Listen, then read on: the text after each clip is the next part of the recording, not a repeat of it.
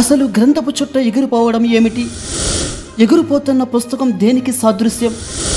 అసలు జకర్యాకు వచ్చిన ఈ దర్శన భావం ఏమిటో ఈ వీడియో ద్వారా పూర్తిగా తెలుసుకుందాం.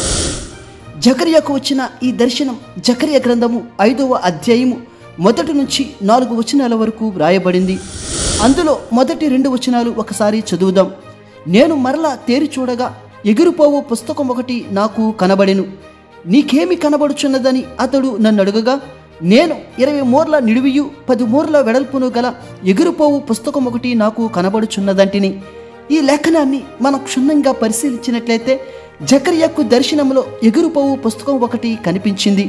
ఆ పుస్తకం పరిమాణం కూడా జకర్యా చూశాడు. 20 మూరల నిడివియు అంటే 20 మూరల పొడవు అని అర్థం, అనగా 30 అడుగుల పొడవు. మరియు ఆ గ్రంథపు చుట్ట వెడల్పు 10 మూరలు అనగా 15 అడుగులు అని అర్థం.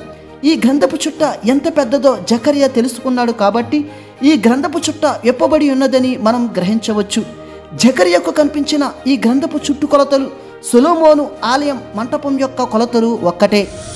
1 రాజులు 6వ అధ్యాయము 3వ వచనం.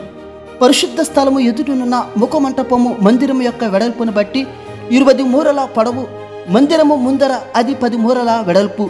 అప్పుడు జకర్యా అసలు ఎగిరిపోతున్న ఈ పుస్తకం ఏమిటని దూతను అడగగా, అప్పుడు దూత ఈ విధంగా సమాధానమిస్తుంది. జకర్యా గ్రంథము 5వ అధ్యాయము 3వ వచనం. ఇది భూమి అంతటి మీదకి బయలు వెళ్ళు శాపమే.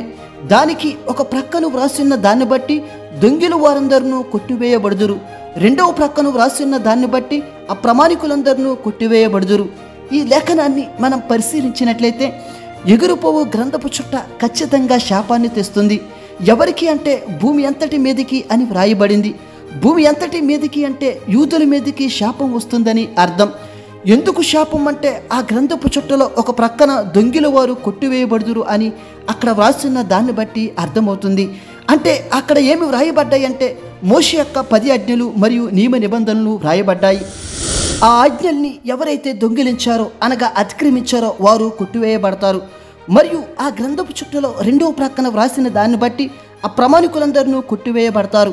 అంటే 2వ ప్రక్కన ఏమి వ్రాయబడ్డాయంటే ఇశ్రాయేలీయుల సంతతి చేసిన పాపాల మొత్తాన్ని సూచిస్తుంది. వీరందరూ అబద్ధికులు.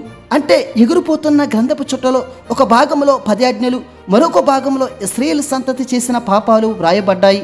అందుచేత 4వ వచనంలో దేవుడు ఈ విధంగా అన్నాడు, అది దొంగల ఇండ్లలోను నా నామను బట్టి అబద్ధ ప్రమాణము చేయు వారి ఇండ్లలోను ప్రవేశించి వారి ఇండ్లలో ఉండి వాటి దూలములను రాళ్లను నాశనము చేయును.